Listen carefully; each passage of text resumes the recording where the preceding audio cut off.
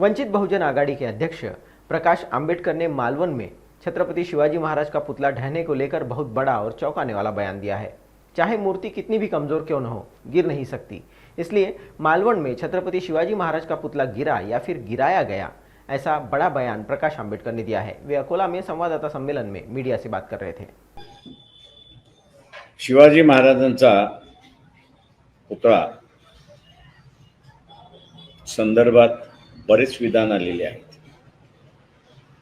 परंतु धातूचा पुतळा हा कितीही कमजोर असला तरीही तो पडू शकत नाही। जुन्या काळामध्ये बाबासाहेब असतील, महात्मा फुले असतील, यांचे पुतळे गावागावामध्ये बसविण्यात आले आणि तेही नुसते चबुतऱ्यात बसवण्यात आले, पण ते पुतळे कधी पडल्याची बातम्या कधी आल्याच नाहीत।